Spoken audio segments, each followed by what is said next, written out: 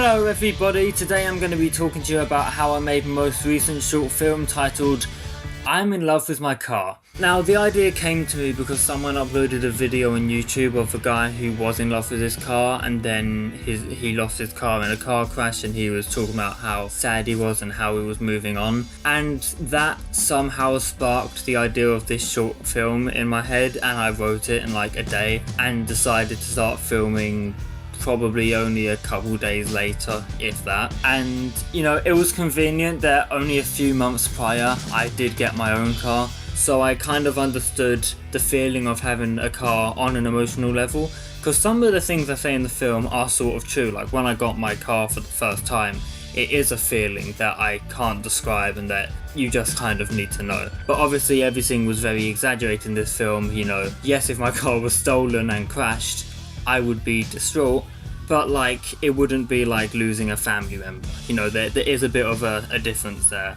When I filmed it, I also decided to film it on my 4K camera. I'm not sure of the reason why. I just thought, you know what, I have a 4K camera, I hardly use it. Let's do it. I wanted to make something a bit visually better because I was working on another video which still isn't finished, and it's not the most visually appealing because I don't care too much about that project, so I wanted to make this one look a little better even if I don't care too much about this one either.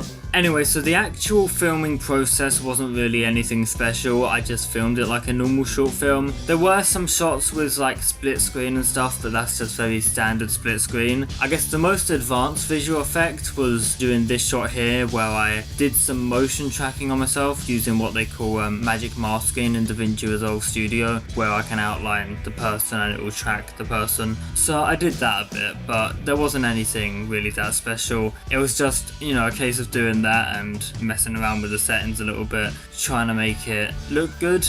Of course, I do like to think that my cinematography was pretty good in this film for the most part, and it's definitely an upgrade from a couple years ago. I feel like I did, for the most part, frame this film quite well. But as you can see in this film, there aren't that many visual effects really. I mean, the most advanced stuff I had to do was blur my house address and then have the clone character walk past it. I mean, that's probably the most difficult visual effect I did in the entire film. You know, that wasn't really that hard, it was just that motion tracking thing again and putting it on another layer. But yeah, that was more or less it for the visual department. Obviously this shot here I got with the help of my brother, because I couldn't like make a handshake look real just by myself, so I just told my brother, hey, could you just be here for this one shot?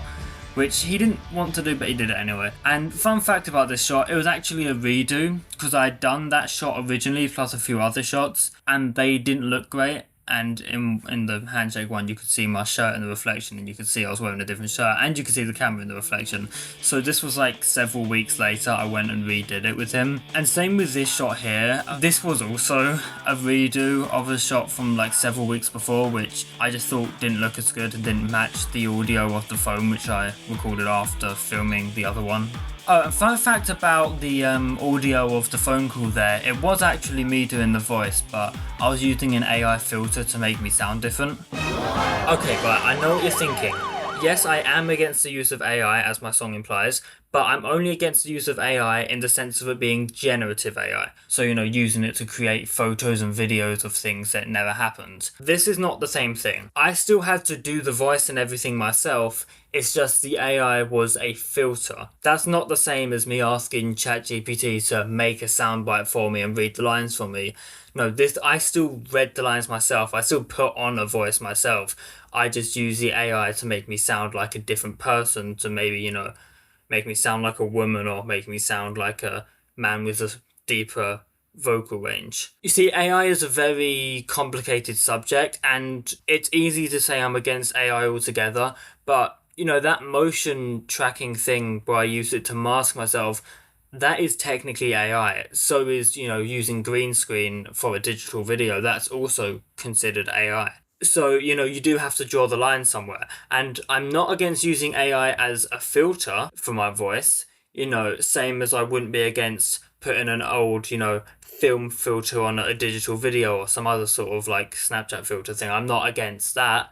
I'm just against using AI to generate videos and photos of things that never happened whilst portraying them as being real, especially using footage of real people. That's what I'm against. This is a different thing. Calm down. But yeah, so I used that like AI filter thing on my voice, which made my voice sound different because DaVinci Resolve included it, and I wanted to experiment, and there's nothing wrong with experimenting with things, okay?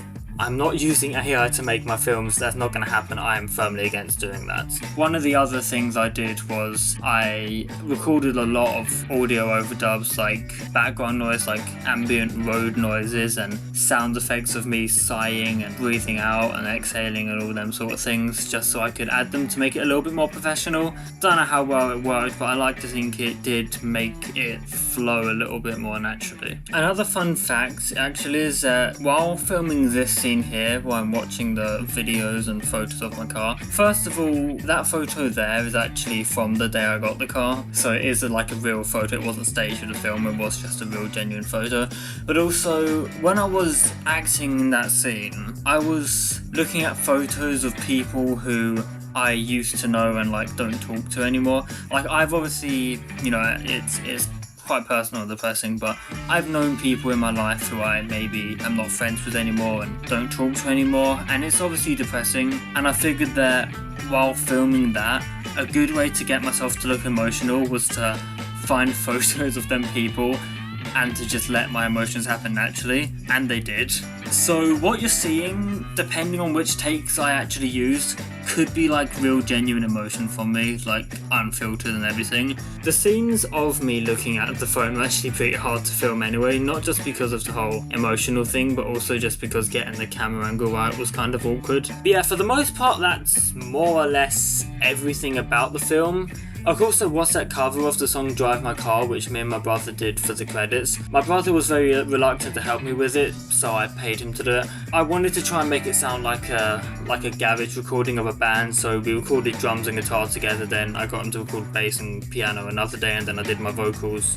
I actually did my vocals before the bass and piano, but you get the idea. And my vocals were pitch corrected because I'm not that strong of a singer. But even though there was pitch correction, I still learnt the harmony part for the song. I already knew the drum part, my brother already knew the guitar and bass part, he just had to learn the piano part. I would have done the piano myself, it's just I hadn't been playing piano a lot for a while, so it would have taken me a day or two to suss it, whereas my brother's a lot better at piano than me. But yeah, with the vocals, I still learnt the vocal part, and I did do a bit of pitch correction, but I was pretty much on pitch for most of it. There were just bits where I might have to move it just a little bit. And that was actually quite a last minute addition as well. This was probably weeks after I'd filmed it. I thought I should use that song in the credits, because you know, it's about cars. Another thing I will mention actually is how I managed to get my eyes to kind of water on cue for the scene when he's talking about how he lost his car and he's really upset and he's like basically crying about it. I can kind of cry on cue as an actor anyway, it's something I did practice. But one thing I did to make that work better was I got this kind of mint thing and I rubbed it on my nose about here, because I remember once doing that to see if it would help get rid of a blocked nose, and yeah, it got rid of the blocked nose, but it also made my eyes water a lot, and I remembered that, so before the take I just put some of that on there, and it did come naturally. I had to apply it a few times, and it probably wasn't good for my eyes, and admittedly I probably wouldn't recommend it, because I don't imagine it was particularly good for my eyes, but you know, it's just a little trick I found out while filming this. But yeah, that was pretty much everything. There wasn't any serious issues I came about while making it. I mean, the closest thing to an issue I came to was a few problems with storage on my hard drive, and also I didn't know what to do for the thumbnail, and I still don't know as of recording this now. I still don't have a thumbnail for the video. I'm just hoping it comes to me in the next day or so. I did ask a few people I know if they could give any suggestions, but they were less than helpful about it. Okay, just editing me here real quick.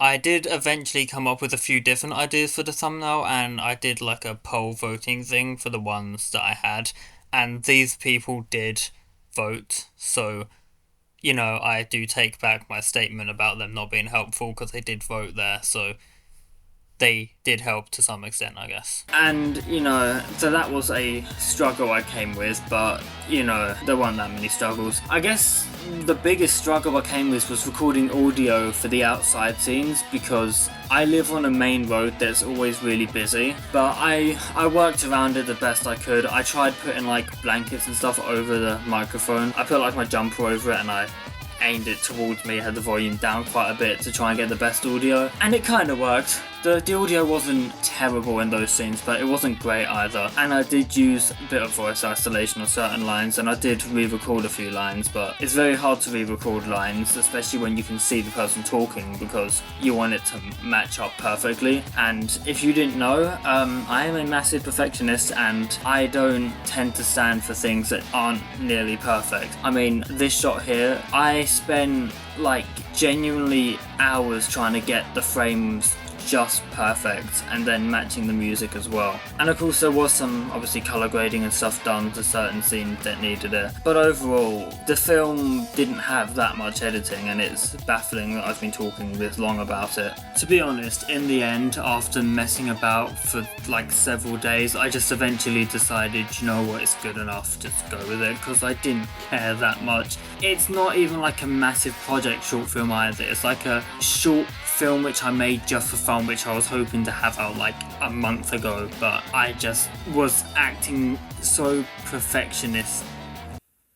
I was acting like so much of a perfectionist that it just wasn't going anywhere, so I eventually just said, you know what, it's good enough. That's why certain bits, especially near the end, just maybe aren't as good as they could have been. And also, I'm not quite sure I'm sold on the transition between the scenes. I feel like it makes the pacing feel a little disjointed. I have mixed feelings about the film, because there are scenes and parts of it I actually really do like, and as I say, I quite like my cinematography in it. I think I did a good job there, and I think the ending of the film has a pretty good message, and overall the film looks mostly professional and sounds mostly professional, but then there are just some bits that just ruin that for me a little bit. Maybe I am just being too much of a perfectionist. I mean, at the end of the day, the only thing that really matters is that I've gained experience and knowledge from this, and you know, I have, and it matters of course that people enjoyed it. If you guys enjoyed it, then I'm at peace with the project. But yeah, if you haven't watched the film yet, then I don't know why you're watching this, but I suggest going to watch it. And if you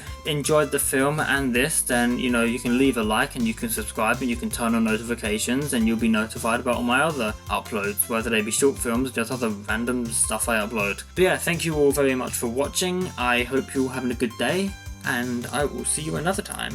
Goodbye.